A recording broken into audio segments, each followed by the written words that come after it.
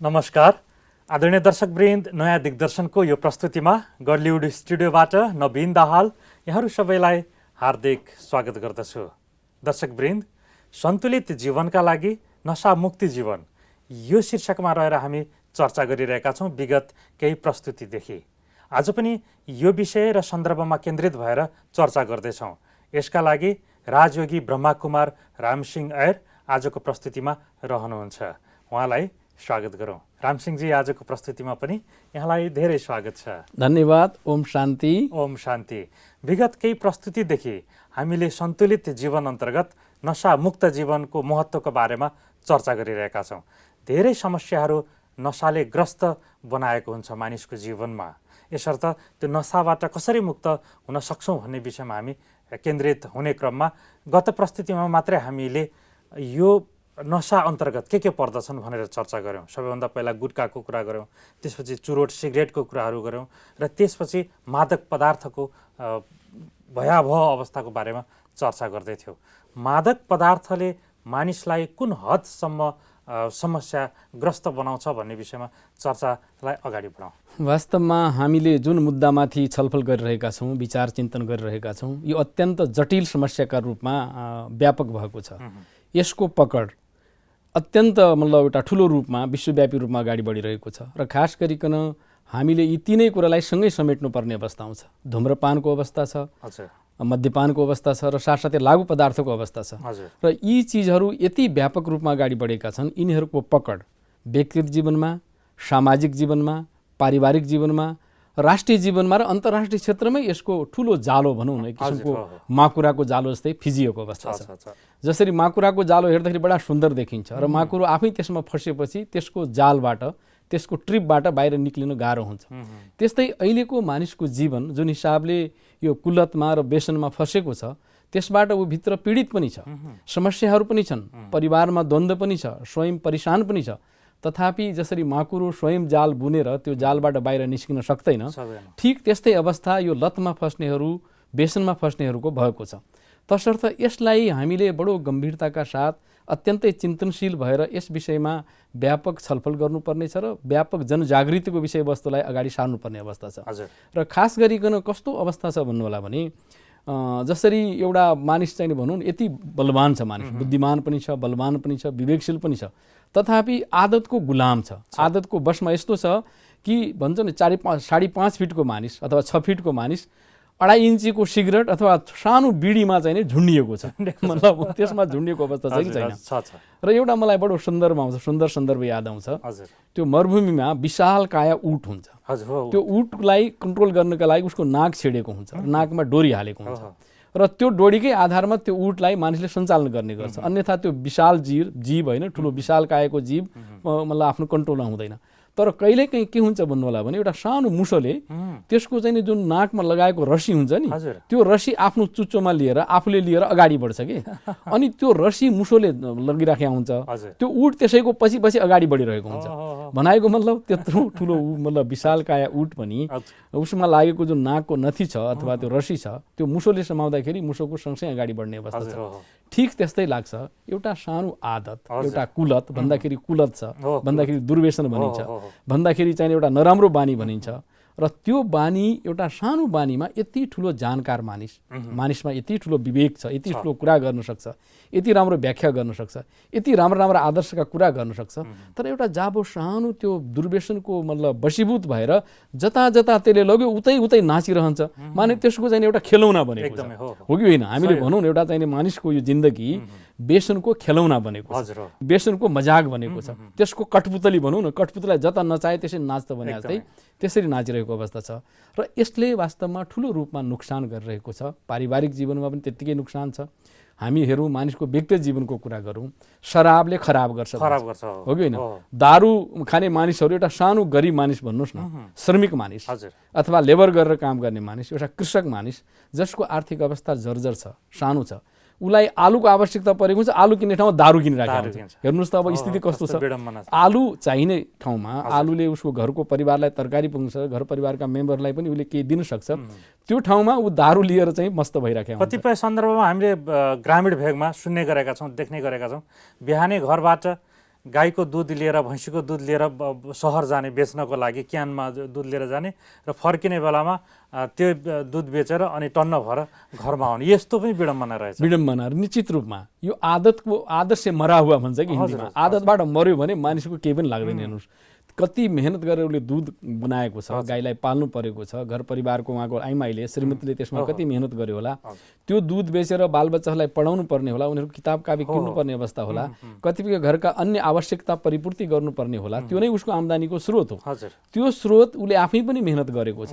त्यो स्रोत गएर बजारमा बिक्री गर्छ। त्यसबाट आएको आम्दानीले घरको अति आवश्यक कुराहरूलाई छोडेर त्योभन्दा पनि बढी आवश्यक उसको बानीले उसलाई धकेलिदिएको छ। हेर्नुहोस् न, कुचक्र भन्छ नि, यो कुचक्रको ट्र्यापमा परेपछि, कुचक्रको जालोमा फसेपछि त्यसले फेरि त्यही भुमरीमा नचाइदिन्छ। त्यसैले कति ठुलो विडम्बना छ। र यसैले यस्तो किसिमको जुन परिस्थिति छ नि, यो परिस्थितिलाई कसरी निरूपण गर्ने र यस्तो अवस्थामा यो जर्जर अवस्थालाई कसरी हामीले उकास्ने भन्ने विषयमा समाजका व्यक्ति, चिन्तनशील व्यक्तिहरूले र तपाईँ हामी जस्ता मानिसहरूले पनि वास्तवमा गाउँघरका मानिसहरूलाई चेतना दिनु जरुरी छ। यो क्रम त आफ्नो अग्रजबाट नै आउँदो रहेछ। बुवाले लिनुभयो, शराब लिनुभयो, रक्सी लिनुभयो, अथवा त्यो आदत बुवाको भयो भने छोरामा आउने रहेछ।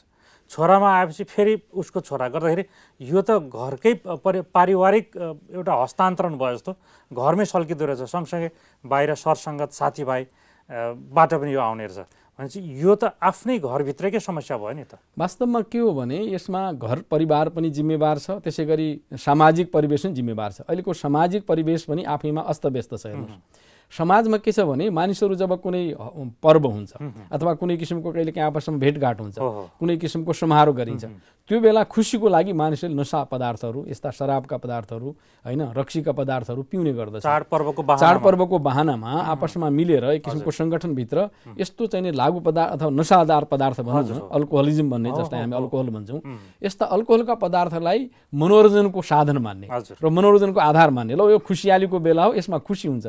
के खुसी हुनु? जुन चिजले उसको स्वास्थ्य खराब गरिरहेको छ, जुन चिजले उसको परिवारभित्र एक किसिमको ठुलो दरार पैदा गरिरहेको छ, जुन किसिमले समाजमा एउटा विकृति पैदा हुन्छ, क्राइम पैदा हुन्छ नि, जब मानिसहरू लागु पदार्थ हुन्छ अथवा यस किसिमका चाहिँ अल्कोहलिजमको कुराहरू लिन्छ, त्यसले गर्दा उसको विवेक शून्य हुन्छ। त्यतिखेर उसको मनस्थिति भनेको एउटा चाहिँ त्यसलाई हामी कुमति भन्छौँ। सही हो। शराब पिएको मानिसको सुमति हुनै सक्दैन। जतिखेर उसले रक्सी पिएको हुन्छ, जतिखेर ऊ नशामा हुन्छ, चुरचुर हुन्छ, उसभित्रको स्वच्छ विवेक नाश भएर ऊ कुमतिमा हुन्छ, कुबुद्धिमा हुन्छ।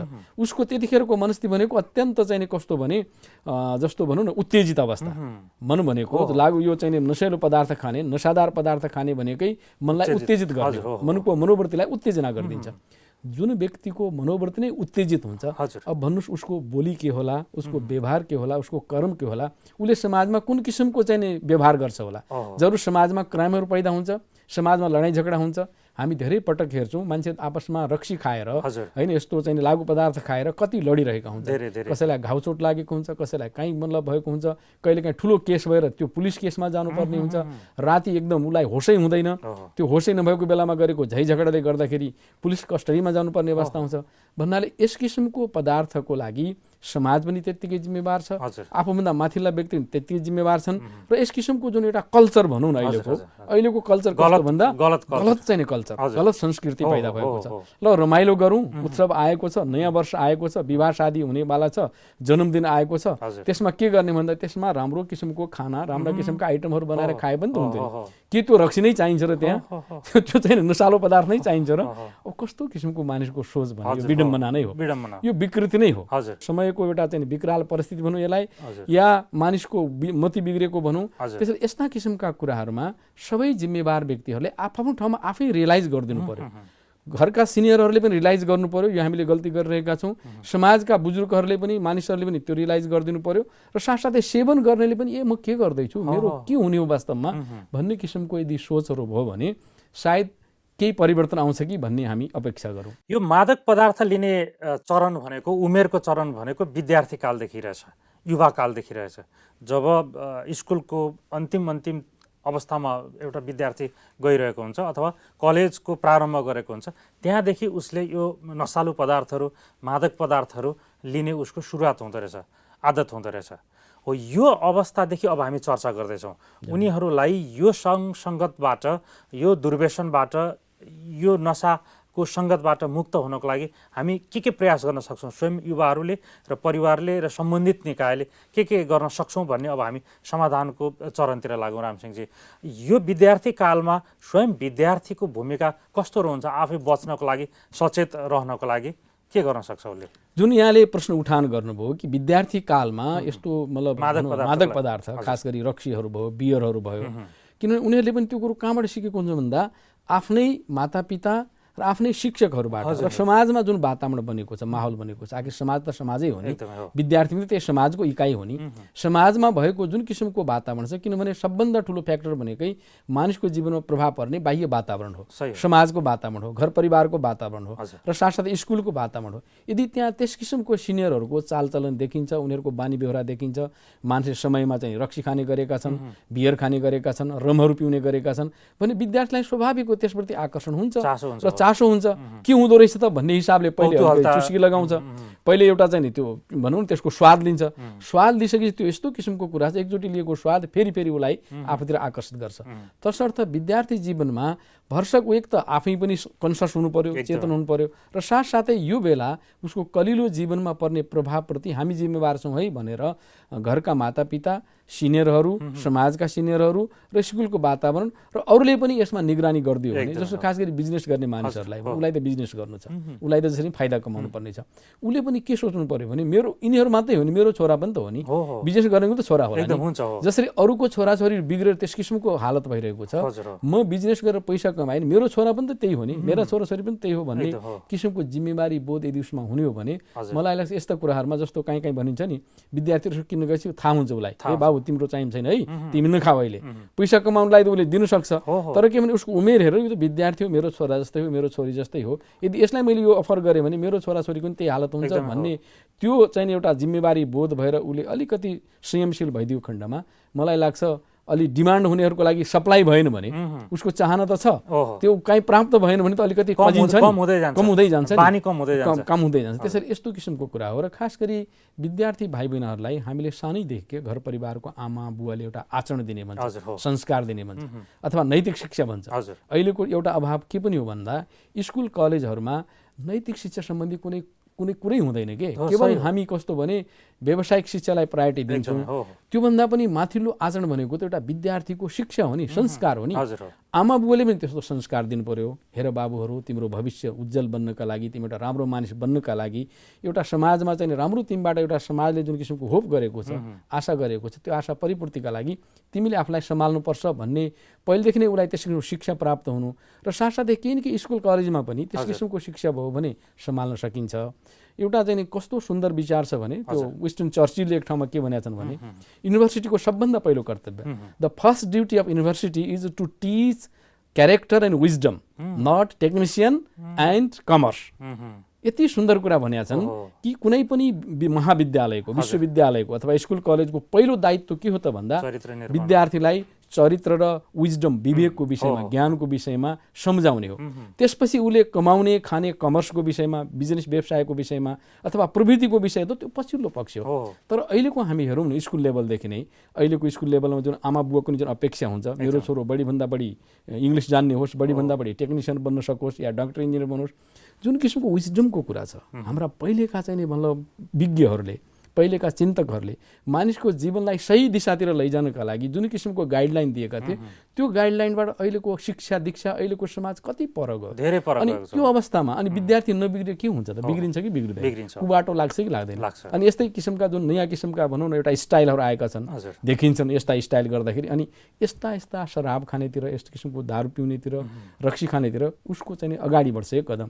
तसर्थ शिक्षामा पनि अलिकति त्यस किसिमको सोच दिनु पर्यो, शिक्षकहरूले पनि त्यसमा महत्त्वपूर्ण भूमिका निर्वाह गर्नु पर्यो, त्यस किसिमको एउटा शिक्षा दिशाको पनि व्यवस्था हुनु पर्यो। पाठ्यक्रममा पनि त्यो नैतिक शिक्षाको होइन चरित्र निर्माणको त्यो हुनुपर्ने पाठ्यक्रम अघि यहाँले उठाए जस्तै अहिले बिल्कुल छँदै छैन। कुनै पनि माध्यमिक शिक्षामा अहिले मोरल साइन्स भनिने जुन बुकहरू थियो अहिले कहीँ कतै त छ, तर प्राथमिकताका साथ त्यसको अध्ययन अध्यापनै गराइँदैन। यसर्थ अत्यन्तै जरुरी छ। हामीले यो मद्यपान कुलत स्कुलबाटै छुटाउनको लागि जुन चर्चा गरिरहेका छौँ, यसमा शिक्षकहरू र सिनियर विद्यार्थीहरू जरुर माथिल्लो क्लासको विद्यार्थीहरूले अग्रजहरूले पनि एउटा क्लबहरू निर्माण गरेर एउटा क्याम्पेनिङ गरेर मासिक कार्यक्रम गरेर उनीहरूको निगरानी गरेर पनि स्कुलको वातावरणलाई दुर्व्यसन मुक्त बनाउन सक्ने रहेछन्। यो गरेदेखि कस्तो राम्रो हुन्थ्यो होला जस्तो लाग्छ? अवश्य। त्यसैले पछिल्ला दिनहरूमा यस किसिमको पहल कदमी यदि सबैबाट हुन्छ र यसमा सबैको सहयोग हुन्छ भने निश्चित रूपमा हामी विद्यार्थी भाइ बहिनीहरूलाई जसको एउटा तलतल लाग्ने समय छ, बेला छ, कहीँ कतै बिग्रिने बेला छ, यस किसिमको मादक पदार्थ सेवन गर्नेतिर उन्मुख भइरहेको अवस्था छ, त्यसलाई हामी चेकअप गर्न सक्छौँ। हजुर। त्यसपछि अर्को क्षेत्र रह्यो घर नै हो मुख्य। एउटा विद्यार्थीको लागि, युवकको लागि मुख्य आधार भनेको घर पनि हो। त्यसमा घरमा बुवा, आमा, दिदी, दाजु अथवा आफूभन्दा अग्रजहरूको महत्त्वपूर्ण भूमिका रहन्छ। उहाँहरूले कसरी निगरानी गरिरहनुपर्छ आफ्नो बच्चालाई, बेला बेलामा कस्तो खालको छलफल गर्नुपर्छ, सरसल्लाह गर्नुपर्छ, यो पनि महत्त्वपूर्ण रहन्छ होला। अहिलेको अवस्था त्यही हो। हेर्नुहोस्, अहिलेको के भने आमा बुवाहरू पनि सबै बिजी। अहिलेको जिन्दगी जुन छ नि, जुन किसिमको जिन्दगी छ सहरीय जीवनहरूमा, गाउँको जीवनमा पनि, किनभने मानिसहरू बिस्तारै बिस्तारै, महिला पनि कहीँ कहीँ सहरमा, आमा पनि जब होल्डर, उसले पनि काम व्यवसाय गरेर हुन्छ, पिताजीले पनि व्यवसाय गरेर हुन्छ, दुवैजनाको अब अफिसमा अथवा कुनै फ्याक्ट्रीमा काम हुन्छ। र जतिखेर बच्चाहरूलाई, बालबालिकाहरूलाई एउटा काउन्सिलिङ गर्नुपर्ने हो, उनीहरूलाई समय दिनुपर्ने हो, प्यार दिनुपर्ने हो, उनीहरूसँग बसेर उनीहरूका समस्याको विषयमा चाहिँ जानकारी लिएर बडो प्यारसँग उसलाई चाहिँ उसको भित्री मनको कुरालाई चाहिँ उकाल्ने, उसबाट त्यो कुराहरू बुझ्ने कुरा हो। त्यो टाइम नदिनु पनि एउटा ठुलो चाहिने मिस्टेक हो, ठुलो गल्ती हो। किनभने बच्चाहरूले चाहिरहेको हुन्छ। छोराछोरी जब वयस्क हुँदै जान्छन् नि, त्यतिखेरको उमेरमा उसका नयाँ नयाँ समस्याहरूको जन्म हुन्छ, नयाँ नयाँ किसिमका सोचहरू पैदा हुन्छन्। कहीँ कतैतिर बाहिस हुने, कतैतिर चाहिँ कहीँ कुबाटोतिर लाग्ने अवस्थामा त्यतिखेरको विशेष टेक केयर भनौँ न, त्यतिखेर विशेष चाहिने सम्हाल भनेको आमा बुवा नै हो। तस आमा बुवाले बच्चाहरूको साइकोलोजीलाई बुझेर त्यतिखेर मेरो बच्चालाई, मेरो बच्चीलाई अब वयस्क हुँदैछ, यसलाई मैले बडो प्यारसँग, स्नेहसँग आफूसँग राख्नुपर्छ भन्ने टाइम दिनुपर्ने हुन्छ। यसका लागि फुर्सद छैन भन्ने कुरो होइन। एउटा जोकको कुरा सुनाउँछु। एउटा नासिकमा के भने पिताजी बिहानै बम्बईबाट नासिक जब गर्न आउने रहेछ, इन्डियाको कुरा हो यो होइन, भारतमा। अनि के भने उसलाई बम्बईदेखि नासिक आउँदा 2-2.5 घन्टा कति लाग्ने रहेछ। बिहान बच्चा सुतेकै अवस्था हुन्थ्यो, सुतेको अवस्थामा ऊ नासिक आउने रहेछ। जब नासिकबाट बेलुका फर्किन्छ जबबाट, त्यतिखेर बच्चा सुतिसकेका हुन्थ्यो। अनि कसै मित्रले सोधेछ, भाइ तपाईँको छोरा कत्रो भयो भन्दाखेरि उसले यसरी त देखेकै छैन, अनि यत्रो भयो भन्दो रहेछ कि, खालि यसरी मात्रै देखाउँदो रहेछ। एउटा जोक पनि हो तर वास्तविकता पनि हो। किनभने मातापिता यदि काममै इङ्गेज हुन्छन्, जसका लागि उनीहरूले मेहनत गरेर कमाउँछन्, आखिर त कमाउने सन्ततिका लागि हो। पछिल्लोतिर के हुन्छ भन्दा मेरा सन्ततिहरूको भविष्य राम्रो बनोस्, मेरो सन्ततिलाई चाहिएको कुरो पुगोस्, उसलाई कुनै किसिमको रिक्वायरमेन्टको आवश्यकता परिपूर्तिमा कमी नआओस् भन्ने चाहना हुन्छ। तर उसलाई आवश्यक समय नदिन सक्दाखेरि ऊ कुबाटोतिर लाग्छ र उसले गरेको सारा मेहनत चौपट हुन्छ। सबै उसले जति कमाउँछ त्यो कमाइ सबै धराशय भयो कि भएन, त्यो सबैको दुरुपयोग भयो कि भएन। तसर्थ कमाइ त आफ्नो ठाउँमा गर्नै पर्छ, काम पनि गर्नै पर्यो अहिलेको जमानामा। तर त्यत्तिकै महत्त्वपूर्ण कुरा के भने मातापिताले आफ्ना छोराछोरीहरूलाई काउन्सिलिङ गर्ने भन्छ, एउटा परामर्श लिने, उनीहरूका दिलमनका कुराहरू बुझ्ने, निगरानी बुझ्ने, ऊ कुन समयमा आउँछ, आउँदैन, साथीहरू कस्ता छन्, ऊ कुन समयमा घरमा टाइममा आउँछ कि आउँदैन, कहाँ जान्छ, घरमा एक्लै बस्दाखेरि उसको के छ मनको स्थिति, पैसाको सदुपयोग कसरी गरिरहेछ, घोरिएर बसिराखेको छ, यी सबै कुराहरू के भने उसको साइकोलोजी अध्ययन गरेर मातापिताले टाइम दिएको खण्डमा बचाउन सकिने सम्भावना धेरै छ। त्यसपछि अर्को पक्ष र निकाय रहेछ सरकारी तथा गैर सरकारी निकायहरू, सङ्घ संस्था, उनीहरूको पनि धेरै महत्त्वपूर्ण भूमिका हुन्छ समाजमा। यी युवाहरूलाई, यी विद्यार्थीहरूलाई र जतिखेर दुर्व्यसनमा पस्ने बेला भएको हुन्छ युवाको, उनीहरूलाई त्यो परिवेशबाट, त्यो समस्याबाट बचाउनको लागि मुख्य भूमिका अर्को सरकारी र गैर सरकारी संस्थाको पनि हुन्छ। उहाँहरूले कसरी यसको अभियान सञ्चालन गर्न सक्नुहुन्छ र हाम्रा बच्चाहरूलाई बचाउन सक्नुहुन्छ? अब सरकारी निकायको कुरा उठाउनु भयो होइन, सरकारी निकायको कुरा उठाउँदाखेरि सबभन्दा पहिले प्रोडक्सनको कुरा आउँछ होइन, रक्सीको उत्पादनको कुरा आउँछ। सरकारी रेकर्डमा के देखिन्छ भन्दा सबभन्दा बढी राजस्व उठ्ने भनेको रक्सीबाट, रक्सी सिगरेटको उत्पादनबाट उनीहरूलाई बढी राजस्व प्राप्त हुन्छ। र एकातिर राजस्व उत्पादन गर्नलाई खुला रूपमा उसले चाहिँ लाइसेन्स दिन्छ फ्याक्ट्रीवालाहरूलाई, उसलाई त पैसा कमाउनु परिरहेको छ। अनि यसमा यसले गर्दाखेरि त अप्ठ्यारो पर्यो नि त, मुलुकलाई त भविष्यमा दीर्घकालमा त अप्ठ्यारो पर्छ भन्ने कुरामा उनीहरूले राजस्व मात्रै हेरेका छन्। यहाँनिर एउटा पक्ष राजस्व आएर सरकारको ढुकुटीमा पैसा सञ्चित हुनु नराम्रो पक्ष होइन, त्यसलाई हामी राम्रै पक्षमा लिन्छौँ। तर के भने त्यो आएको पैसा के हो त, त्यो आएको जुन प्रोडक्सन छ, जुन राजस्व सरकारलाई आएको छ र जुन प्रोडक्सन दिएको छ फ्याक्ट्रीले, त्यो प्रोडक्सनले के हानि पुर्याएको छ त, हाम्रा युवाहरूमा के हानि पुर्याएको छ, गरिब परिवारलाई के हानि पुर्याएको छ, श्रमिक जीवहरूलाई के हानि पुर्याएको छ, किसान मजदुरहरूलाई कस्तो किसिमको हानि पुर्याएको छ भन्ने मूल्याङ्कन गर्ने कि नगर्ने। किनभने एउटा मलाई अल्जेब्राको यहाँ सूत्र याद आउँछ। एकातिर सञ्चित भयो, ल ठिक छ, राजस्व आम्दानी भयो, प्लस पक्ष त हो होइन, तर के भने त्यसको साथसाथै जुन प्रोडक्सन समाजमा प्रभाव भएको छ, जुन प्रोडक्सन चाहिँ युवासम्म पुगेको छ, हाम्रो देशका कुना कुनासम्म पुगेको छ, त्यसलाई सेवन गर्ने मानिसहरूको हालत के भएको छ त भन्दा त्यो त माइनस पक्ष हो नि। त्यसैले बीजगणितको जुन सूत्र छ नि, अल्जेब्राको सूत्रमा के देखाउँछ भन्दा plus into minus result minus. त्यसैले सरकारी निकायले के बुझ्नु पर्यो भने ठिक छ, रक्सी उत्पादनबाट, सुर्तीजन्य पदार्थ उत्पादनबाट, सिगरेटको उत्पादनबाट एकातिर हामीले राजस्व त असुल गरेका छौँ, सरकारी ढुकुटीमा देखिन्छ, तर कन्सियसली अत्यन्त गम्भीर भएर सोच्नुपर्ने पक्ष के हो भने जुन प्रोडक्सन हामीले मुलुकमा प्रवाह गरेका छौँ त्यसले परिवारलाई के अप्ठ्यारो पारेको छ, कति नोक्सान पुर्याएको छ, हाम्रा युवा पिँढीहरूमा त्यसको कति नकारात्मक प्रभाव परेको छ र अरू चाहिँ प्रौढहरूमा के प्रभाव परेको छ। सामान्य आय भएका किसान परिवार जस्तो आर्थिक जर्जरता भनेको यिनै रक्सी खाने, सिगरेट खाने, मानौँ न अघि नै हामीले कुरा आलु खाने पैसा छैन, सिगरेट खाने पैसा भइरहेको हुन्छ। कहिलेकाहीँ बच्चालाई कापी किन्ने पुरा हुँदै उसलाई सिगरेट खानु परिरहेको हुन्छ, बिडी खानु परिरहेको हुन्छ भन्नाले हामीले दिएको प्रोडक्सनको दुष्प्रभाव समग्र मुलुकमा परेको छ, त्यो माइनस पक्ष हो। तसर्थ हाम्रो जुन प्लस पक्ष छ त्यो माइनसमा गुणन हुँदाखेरि रिजल्ट त माइनस होइन, परिणाम माइनसमा गयो। त्यसैले परिणाम माइनस गर्नु हुँदैन भन्ने प्रोडक्सन गर्ने सरकारी निकायमा यदि आउने हो भने मलाई लाग्छ अहिले अलिअलि आएको पनि छ। अहिले सरकारी निकाय पनि होइन यो कुराहरू हामीले गल्ती गरिराखेका छौँ, जस्तो smoking the injurious for the health भनेर लेखेकै हुन्छ, बट्टामा त लेखेको हुन्छ, तर त्यो बट्टा अहिले प्रचार प्रसार अलिकति कमी। मैले सुने अनुसार यो होर्डिङ बोर्डहरू पनि हटाउने, पहिले प्रचार प्रसार पनि खुला छुट दिइरहेको थियो। पहिला सञ्चार माध्यममा आउँथ्यो, अहिले सञ्चार माध्यम हो, त्यो गभर्मेन्टको राम्रो कदम हो। किनभने सञ्चार माध्यममा आउनु भनेको मान्छेलाई खाउँ खाउँ लाग्ने हो कि, किन सञ्चार माध्यमले यस्तो कला हुन्छ बनाएर देखाइदिन्थ्यो, यस्तो कला हुन्छ, त्यो कलाले मान्छेलाई झन् आकर्षित गर्दछ क्या। तसर्थ सञ्चार माध्यमबाट यस्ता कुराहरूको प्रचार प्रसार बन्देज हुनु, होर्डिङ बोर्ड आदि इत्यादि नलाग्नु यो एउटा सकारात्मक पक्ष हो। र साथसाथै धुम्रपान रहित दिवस भनेर वर्षमा एकचोटि मनाउने र अन्तर्राष्ट्रिय क्षेत्रबाट पनि धुम्रपान दिवस रहित भनेर संयुक्त राष्ट्रले घोषणा गरेको अवस्थाले जुन किसिमको एउटा चेतना आइरहेको छ, त्यो चेतनामा हामी सबै निकायहरू हामी फेरि यसको समाधानको विषयमा कुरा गरौँला। टोल टोलमै यस्ता अभियानहरू बेला बेला निगरानी गर्ने, काउन्सिलिङ गर्ने, जनचेतना अभियानहरू चलाउने, निगरानी गर्ने, प्रत्येक आफ्ना टोलका विद्यार्थी अथवा छरछिमेकका सबैको निगरानी गर्ने, यो पनि एउटा राम्रो अभियान हो नि सामाजिक सेवाको लागि। तर हामीले के गर्यौँ, खालि विकासका कुराहरू मात्रै गऱ्यौँ, तर सामाजिक चेतना फैलाउने यस्ता सकारात्मक कुराहरूमा हाम्रा सामाजिक क्लब सङ्घ संस्थाहरूको ध्यानाकर्षण कम भएको छ कि जस्तो लाग्छ। उहाँहरू सबैलाई यही ध्यानाकर्षण गराउँदै आजको प्रस्तुतिबाट बिदा लिने समय भएको छ। यो हाम्रो सन्तुलित जीवनका लागि नशा मुक्ति जीवन भन्ने शीर्षकमा आगामी प्रस्तुतिमा फेरि हामी चर्चा गर्छौँ। आजको प्रस्तुतिको लागि, यो समयको लागि यहाँलाई धेरै धन्यवाद। ओम शान्ति। धन्यवाद। ओम शान्ति। आदरणीय दर्शकवृन्द, हामीले सन्तुलित जीवनका लागि नशा मुक्ति जीवन भन्ने शीर्षकमा केन्द्रित भएर निकै महत्त्वपूर्ण चर्चा गऱ्यौँ। यही विषयलाई हामी आउने प्रस्तुतिमा फेरि निरन्तरता दिनेछौँ।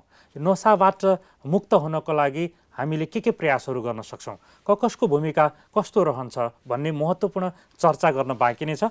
आउने प्रस्तुति यहाँहरू सबैलाई हेर्नको लागि आग्रह गर्दै आजको प्रस्तुतिबाट नवीन दाहाल बिदा हुन्छु। नमस्कार, धन्यवाद।